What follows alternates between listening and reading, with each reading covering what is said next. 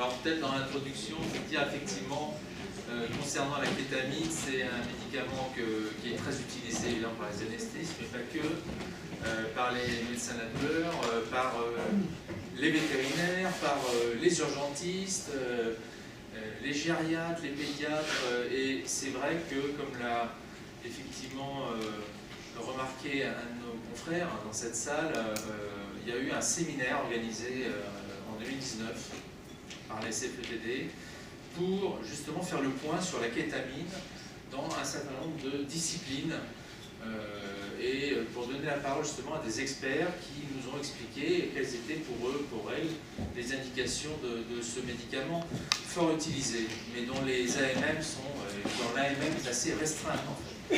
Donc c'était important à l'époque de mettre un coup de projecteur sur une journée entière autour de la kétamine et justement faire en sorte qu'on puisse avoir les idées un peu claires. À la fin de ce séminaire, on a fait un certain nombre de propositions et dans la salle, il y avait des acteurs de la NSM, de la HAS, pour justement essayer de faire avancer la réflexion autour de ce médicament qui est quand même très utilisé. Alors, la kétamine est-elle utile pour les patients douloureux chroniques? D'abord, je n'ai pas de lien d'intérêt, conflit d'intérêt concernant ce médicament, avec quelques laboratoires que ce soit. En plus, c'est un médicament qui coûte très cher, donc les laboratoires ne se bousculent pas, évidemment, pour commercialiser ce médicament. À une exception près que j'aborderai à la fin. D'abord, dans un premier temps, je voudrais quand même faire un coup de projecteur, là aussi, sur des travaux qui datent de quelques années. Là, c'est 2015. Donc c'est pas très ancien, mais à l'époque, Valérie Martinez, qui était présidente de la comité douleur et ALR de la SPAR, eh bien, a souhaité, avec son équipe, réaliser une synthèse de ce que faisaient les confrères, que ce soit les ergologues et les anesthésistes, concernant justement la kétamine. Les indications, donc il y a beaucoup de questions qui étaient posées, on a en tout cas un certain nombre d'entre nous répondu donc, à ce questionnaire. Et le constat, il est clair, c'est qu'il y a une énorme disparité dans les indications, les modalités d'administration, on le voit sur cette plaque, mais également les contre-indications, respectées ou pas respectées. Bref, au niveau des indications, au niveau des stratégies proposées, déjà en 2015, mais on le savait avant, mais c'était bien quand même qu'on en fasse une publication, bien, concernant ce médicament, ces disparités sont importantes. Et il est probablement temps, si on va y arriver, on va voir dans un instant, de proposer des stratégies un peu plus cohérentes que ce qui est présenté sur cette plaque. Quand on est anesthésiste, on prend en charge des patients qui ont parfois des parcours douloureux chroniques, hein, et là, il y a quelques travaux qui identifient le fait que chez les patients par exemple, qui ont des douleurs qui s'inscrivent dans la durée, quand on met en place une stratégie analgésique périopératoire qui intègre la kétamine, donc chez les patients qui sont justement opérés, on voit qu'il y a un effet d'épargmenphinique, donc ça c'est intéressant, à 24, 48 heures, et également à 6 semaines, et rien que ça, je pense que c'est intéressant de le signaler. D'abord c'est publié dans notre revue paroissiale, et en plus, ça n'apporte pas d'effet indésirable complémentaire, si je puis dire, alors que la kétamine est souvent associée à des risques notamment psychodysleptiques. Donc là, déjà, il y a un point intéressant qu'il faut effectivement identifier, c'est l'épargmenphinique, et comme vous le savez, l'OFA est à l'ordre du jour également. Je ne sais pas si vous en avez parlé, vous en parlerez, mais c'est une stratégie qui commence un peu à envahir les blocs opératoires, pour le meilleur et pour le pire. Donc il faut être assez prudent avec ça, mais en tout cas pour la kétamine, il y a une épargne, c'est plutôt OLA, opioïde low anesthésia. Donc, voilà. Il y a aussi quelques cas cliniques très intéressants, j'en ai cité un, qui prouve que la kétamine a une valeur ajoutée. Valeur ajoutée par un effet synergique avec les opioïdes, dans l'épargne morphinique, dans l'épargne effet secondaire morphinique, et puis l'effet anti-hyperalgésie par l'interaction avec les récepteurs NMDA aspartate et AQE. Et on voit dans ce cas clinique que la titration de kétamine IV, dans une stratégie d'escalade thérapeutique vraiment majeure, avec du paracétamol, avec des benzodiazépines, des médicaments divers et variés, antidépresseurs et autres, eh bien, il y a un effet de réduction de la consommation d'opioïdes avec des patients qui sont bien mieux soulagés. Alors, je ne sais pas si dans ce cas clinique, qui date quand même de quelques années, ce soulagement s'inscrit dans la durée, parce que c'est ça le problème, eh bien, en tout cas, c'est important de le signaler, c'est que ce médicament peut apporter quelque chose. Alors, on va rentrer un peu plus dans les détails, mais je ne vais pas vous présenter les travaux prospectifs, randomisés, parce que d'abord, ça voudrait dire qu'il faudrait piocher dans tous les types de douleurs chroniques, notamment cancéreuses ou non cancéreuses. Par contre, je vais vous présenter un certain nombre de travaux de synthèse des revues générales et des méta-analyses, parce que les auteurs ont essayé, en changeant effectivement le critère jugement principal, de déterminer ce qui était bien ou pas bien avec la kétamine. Donc là, c'est un consensus sur les guidelines américaines sur l'utilisation justement de la kétamine, avec donc, dans ce tableau l'identification des voies d'administration, des doses, de ce qui est proposé, la disponibilité, la biodisponibilité, etc., etc. Et puis des remarques. Alors l'article est assez long, hein, mais je vous fais juste une synthèse, c'est que c'est plutôt pour les syndromes douloureux régional, donc chroniques, l'équivalent de la polydystrophie et autres, qu'il y a manifestement pour les Américains une indication réelle de la kétamine. Pour le reste, eh bien, c'est pas si évident que ça, mais par contre, si la kétamine a une valeur ajoutée, eh bien, c'est avec des fortes doses, sur une durée assez longue, et encore le niveau de risque, le niveau d'évidence, on va dire, est assez modéré. Bref, là déjà, c'est un travail qui date de 2018, donc c'est pas très ancien. Quand on se base sur une réduction des scores douleur de 30%, hein, ça c'était l'objectif identifié par ce consensus sur ces guidelines, eh bien, on retrouve que la plupart des études ont un niveau d'exigence, on va dire, et d'efficacité assez limité, donc scientifiquement mal démontré, avec des études qui sont assez pauvres, même s'il y a quand même dans la plupart des travaux un focus sur les risques et les contre-indications liées à ce médicament. Quant à la voie orale, eh bien, il y a vraiment très peu d'évidence, comme on dit, à l'utilisation de cette voie d'administration pour ce médicament. Gisèle Pickering, que vous connaissez pour un certain nombre d'entre vous, qui est pharmacologue, professeur de pharmacologie à Clermont-Ferrand, et qui s'est assez spécialisée dans le domaine de la douleur chronique, en particulier dans la kétamine. Eh bien, elle a fait un certain nombre de travaux, elle a publié un certain nombre de travaux avec ses collaborateurs, et là, je vous fais référence justement à ce travail publié dans Thérapie, donc une revue française, francophone, et c'est une étude narrative de son efficacité, en tout cas de la kétamine, et la sécurité d'utilisation, en particulier bien sûr dans la douleur chronique. Et elle identifie les différents types d'études. Alors c'est assez intéressant parce qu'il y a effectivement le nombre d'études, il y a les étiologies et puis les conclusions. Et là, à chaque fois, vous voyez, on est encore dans le niveau de preuve limité, efficacité par voie intraveineuse, non-efficacité sur la douleur chronique, dans une étude donc, qui date de 2010. Enfin voilà, donc que disent les auteurs, et je vais aller assez vite, c'est que le niveau de preuve, et là je vais vous le lire, portant sur l'efficacité de la kétamine chez les douleurs chroniques reste à ce jour faible. Donc le constat il est le même que le précédent. La description de l'efficacité ainsi que les effets indésirables restent vagues, avec de larges variations méthodologiques et du mode d'administration de la kétamine. Donc on a tout intérêt effectivement à se tourner vers l'avenir en essayant de construire des projets de recherche, on va dire un peu plus ambitieux, parce qu'on est encore une fois dans une situation de faiblesse pour le recul de ces études.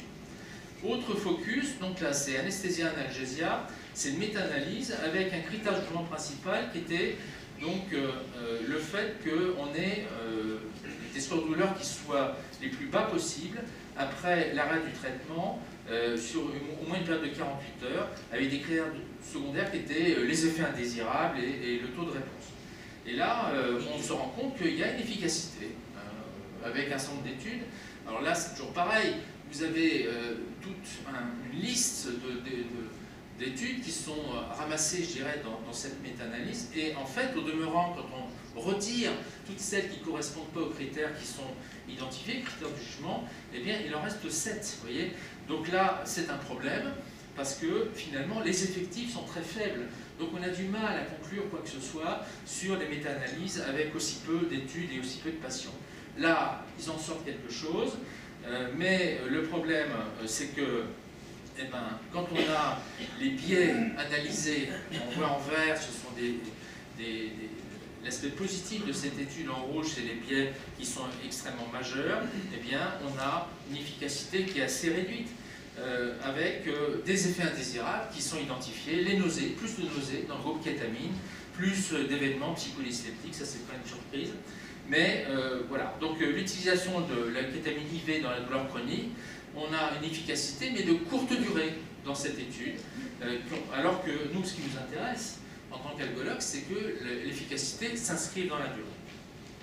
Alors, on va aller encore un peu plus loin dans cette étude, et rassurez-vous, je vais aller assez vite.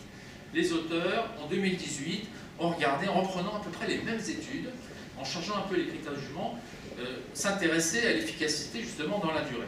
Alors, ça nous intéresse d'avoir la kétamine qui est efficace pendant quelques jours ou quelques semaines, mais si on veut aller plus loin, est-ce que c'est efficace à 4 semaines, 1 semaine, 2 semaines, etc. Et les auteurs ont démontré qu'une semaine, 2 semaines, 8 semaines, alors oui, il pouvait y avoir un certain degré d'efficacité, pas à 4 semaines, alors qu'il y avait là aussi des événements psychodysleptiques qui étaient plus importants. Donc on est balancé entre forte dose ou pas forte dose, on va voir qu'on va se positionner dans un instant. Mais est-ce que c'est efficace sur une durée assez longue? Et d'ailleurs, est-ce qu'il ne faut pas finalement, en plus de la kétamine, associer un autre médicament qui est le magnésium, en l'occurrence, parce que ça agit sur ces fameux récepteurs NMDA, et qu'on peut se dire que pour renforcer l'intérêt de la kétamine, eh bien, on va rajouter ce médicament qui interagit aussi avec ces récepteurs. Et manque de chance, là aussi, pour Gisèle Picrine et son équipe, on a un nuage de points avec une efficacité qui est très limitée. Les critères de jugement, et je passe un peu vite, c'est qu'on a une amélioration certes avec la kétamine, mais qui n'est pas significative. Le fait de rajouter du sulfate de magnésium n'apporte rien de plus dans cette étude qui est très critique sur justement la combinaison de ces deux médicaments. Les critères de jugement étaient encore un peu différents par rapport à ceux que je vous ai présentés tout à l'heure. Alors, pour aller plus loin, la douleur cancéreuse. 2 diapos simplement, parce que là aussi, on a beaucoup de discordance. 2013, des auteurs, en analysant toutes ces études, identifient le fait qu'il y a un intérêt à utiliser la kétamine avec des douleurs qui sont résistantes, donc réfractaires, et des douleurs cancéreuses. Manque de chance, quelques années après, il y a la revue Cochrane qui fait un peu référence, comme vous le savez, dans l'identification évidemment du sérieux des études, eh bien, démontre le contraire en disant que le niveau de preuve est insuffisant concernant la douleur chronique et l'utilisation de la kétamine avec des études qui sont de faible qualité et surtout très peu d'études qui sont recevables en termes de qualité méthodologique. Et enfin, pour terminer, là c'est encore une fois un travail donc, de l'équipe de Gisèle Picrine sur l'efficacité, et je pense que ce travail va faire date parce qu'on a réussi à avancer un peu dans la réflexion, je vais vous dire pourquoi. Le critère de jugement principal, vous l'avez ici, donc c'est l'efficacité de la kétamine avant et après évidemment, enfin en tout cas sur le plan de la douleur, donc après l'utilisation de ce médicament, donc avec une évaluation tous les mois pendant 1 an. Donc là c'est intéressant, même si ça reste toujours un peu discutable parce qu'on a des patients qui sont perdus de vue, on le voit, hein, il y a beaucoup de patients qui disparaissent des écrans radars, mais il y a plusieurs choses qui sont intéressantes. D'abord, la kétamine apporte une réduction effectivement des scores de douleur de manière globale, puisqu'on voit que tout en haut à droite de la diapositive, vous avez à 12 mois une réduction de l'intensité douloureuse chez les patients quand on poule l'ensemble des patients. Deuxième information, il y a des effets indésirables, bon bah ça c'est pas un scoop, qui sont relativement bien tolérés, y compris à forte dose, et je vais revenir dessus dans un instant. Et puis, il y a cette notion de trajectoire. Et ça, je pense que c'est important pour nous aussi, en tant qu'anesthésistes, de s'intéresser de plus en plus à la trajectoire individuelle des patients. Les auteurs se sont intéressés à 3 types de trajectoires, des douleurs, donc on va dire faibles, modérées et fortes, et on voit bien que la kétamine, dans le groupe modéré, a un certain degré d'efficacité, et ça correspond finalement aux indications qui vont être retenues par la CPTD des douleurs neuropathiques. Alors que pour les douleurs modérées à hauteur de 35%, ben, il y a une stabilité d'efficacité, si je puis dire, et puis pour les douleurs les plus sévères, alors il y a une petite diminution pour les premiers mois, et puis après ça remonte. Bref, c'est pas satisfaisant, et c'est des douleurs plutôt à caractère fibromyalgique. Et puis, les auteurs disent que justement, quand on regarde un peu tout ce qui est proposé, ce sont surtout les fortes doses qui sont les plus efficaces. Fortes doses sur une durée plus ou moins longue, mais en tout cas, il vaut mieux commencer à des doses un peu plus élevées, comme celles qui ont été proposées au début des premières diapositives. Alors, maintenant, je vais vous présenter ce que la SFETD donc, a recommandé, ou plutôt préconisé, parce que ce n'est pas un référentiel, hein, j'insiste là-dessus, ce ne sont pas des recommandations formalisées d'experts, on est dans la préconisation, parce que c'est un travail d'expertise, en tenant compte des données de littérature, mais aussi de l'expérience des experts qui ont été, sont investis dans cette aventure. Et ça fait l'objet d'un guide de bonne pratique des structures de douleurs chroniques. Si vous êtes membre de la CFETD, vous avez accès gratuitement à ce guide qui est sur le site de la société. Qu'est-ce qui est dit dans ce document?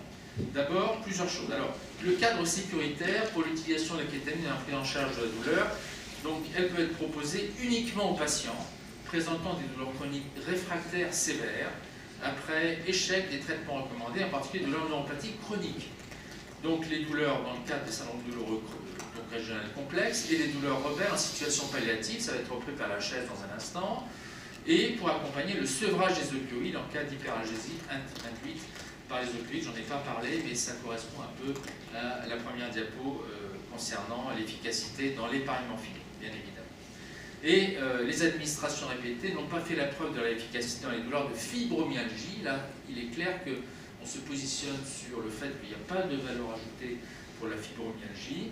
Par contre, il faut informer le patient sur l'efficacité qui peut être évidemment peut s'inscrire dans la durée ou pas. En tout cas, il faut lui expliquer aussi qu'il peut y avoir des effets indésirables, qu'il y a un bilan à faire avant de le mettre sous traitement. Et on va le voir dans certaines doses, on est obligé de monitorer le patient pour vérifier qu'il n'y a pas de problème cardiaque qui apparaît.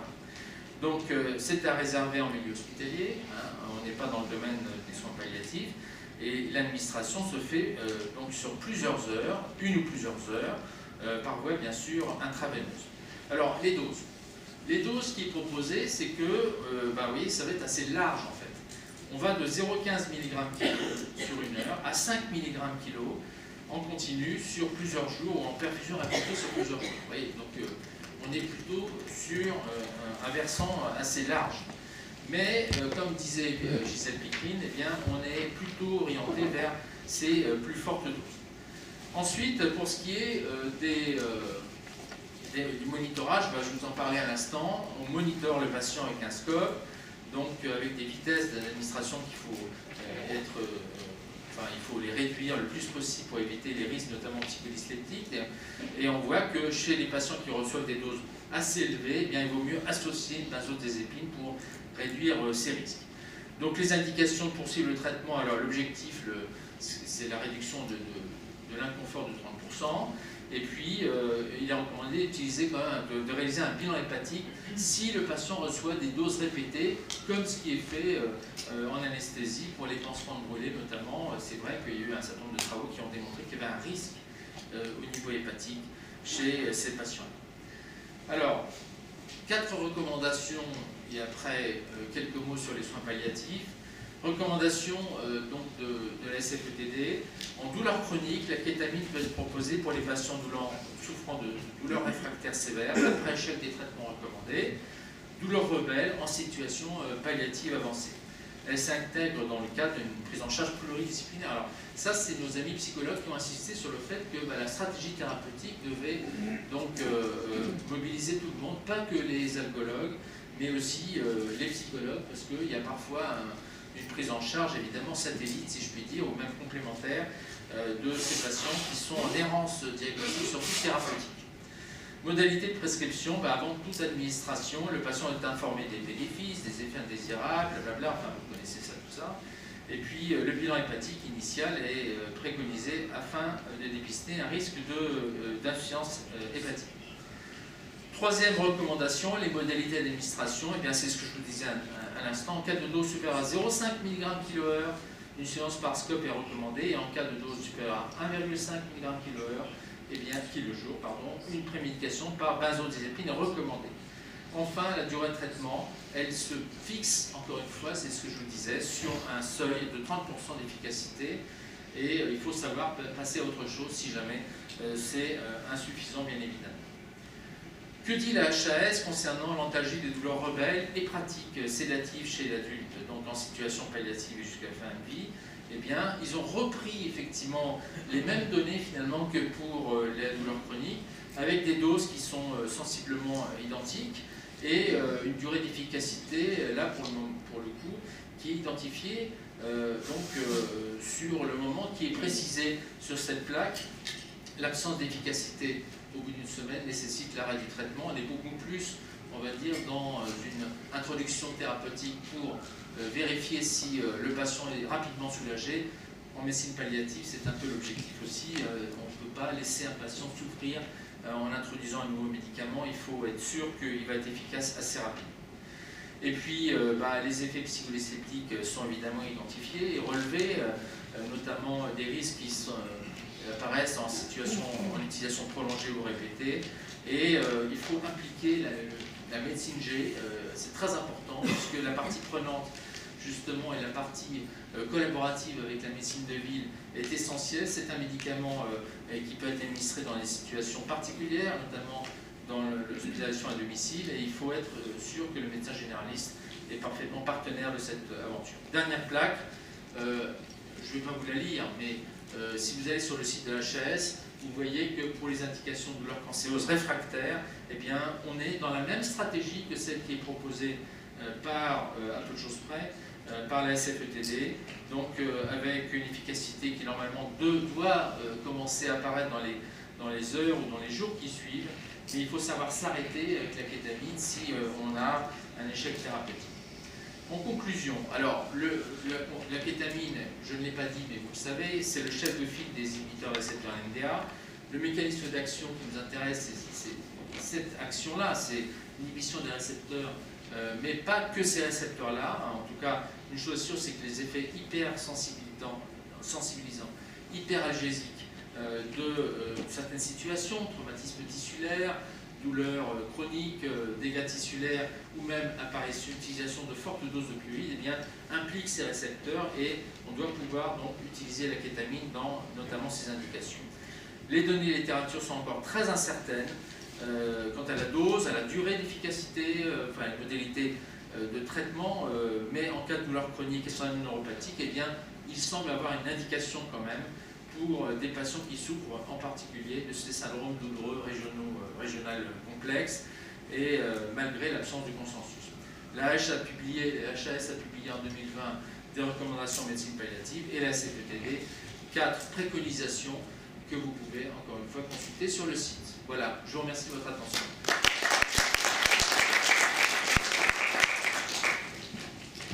Merci beaucoup Frédéric. Est-ce qu'il y a des questions dans la salle? Oui.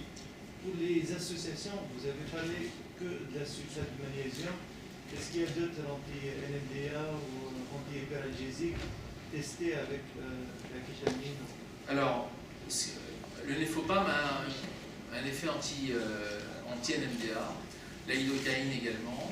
Il n'y a pas eu vraiment, en tout cas en douleur chronique, d'évaluation de l'efficacité, tant plus que le néfopam pose quand même quelques soucis d'administration. Là, on est en train de travailler sur la forme orale.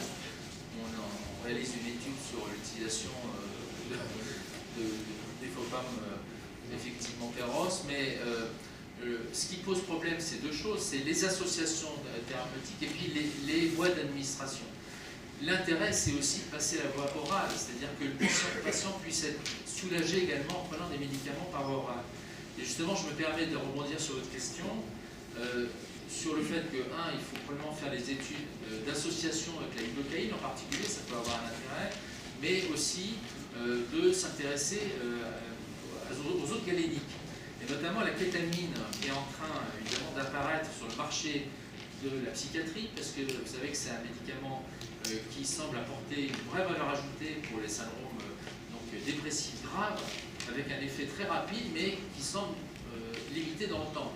En revanche, la voie d'administration évolue, puisqu'il y a une forme eskétamine qui apparaît, alors que ce qu'on utilise, c'est la forme racémique, qui est plutôt associée à un risque d'effet indésirable plus important.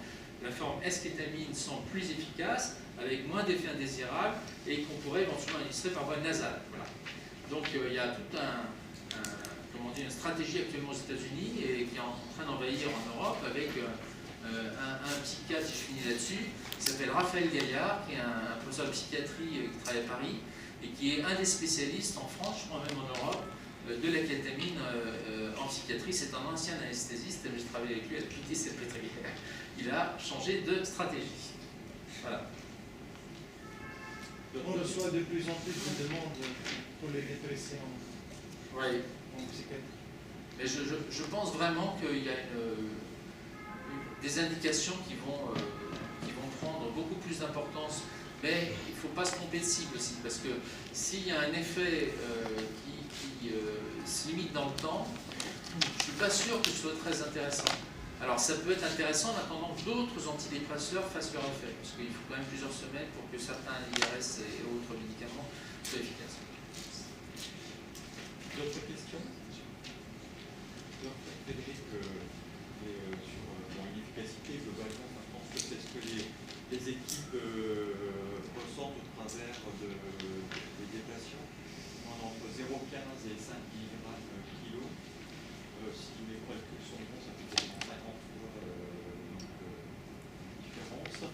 Est-ce qu'à un moment ou un autre, au niveau national, on va aller vers une étude entre les centres pour essayer d'homogénéiser les pratiques, parce qu'au final, on a des préconisations qui étaient nécessaires, mais la façon de faire, elle est quand même très variable d'un centre à un autre. Et pour avoir fait quelques données de sang, on s'aperçoit quand même que, en fonction du seuil d'administration, on a quand même un peu plus d'effets secondaires avec des fortes doses, et que quand on a des doses un petit peu moins faibles, on ne perd pas tant que ça, voire même pas du tout sur l'intensité de dose, on a moins d'effets secondaires. Et donc au final, je pense qu'il y a une nécessité d'aller vers une étude qui soit menée, donc soit par une société savante ou alors un centre d'investigation, mais pour essayer de donner des détails quand même. Ah ouais. Alors moi je te rejoins complètement, c'est un peu le constat triste. Quand vous m'avez proposé de parler de ce sujet-là, évidemment je me suis replongé, ce que j'avais déjà fait pour le séminaire de 2019, mais je me suis replongé dans la littérature et puis le constat c'est ça, c'est-à-dire qu'il y a une grande disparité des modalités d'administration, des indications qui sont effectivement diverses et variées. Et deux remarques, la première c'est comment, comme tu le dis, d'études prospectives sur, par exemple, on prendrait une population d'algodystrophie et on essaierait justement des stratégies incrémentielles de prise en charge de ces douleurs avec une évaluation à 1 an, parce que c'est pareil, c'est pas 15 jours, 3 semaines, ce qui m'intéresse c'est que le patient soit soulagé sur une durée suffisamment longue. Mais le problème c'est qu'il faut du coup le sevrer d'un certain nombre de traitements, que tous les patients aient le même traitement. Deuxième remarque, les méta-analyses que j'ai citées. Donc vous avez 5 ou 7 papiers qui sont analysés, certes avec 150 ou 200 patients, mais c'est quoi la valeur ajoutée? Alors évidemment, à chaque fois les auteurs, je ne vais pas insister trop là-dessus, je n'ai pas trop le temps, mais ils ont changé les critères de jugement. Bon, on revient toujours au même résultat, c'est-à-dire il semble qu'il y ait une efficacité, mais elle ne s'inscrit pas dans la durée. Ou alors si elle s'inscrit dans la durée, il faut que ce soit des fortes doses. Bon, Gisèle a essayé de travailler là-dessus, hein. Elle a essayé de faire des études, mais elle s'est heurtée de difficultés. Hein. Donc c'est pour ça qu'elle a fait un rétropédalage à ce sujet. Bon, très bien. Pas d'autres questions? Un grand merci, Frédéric. Merci beaucoup. Merci.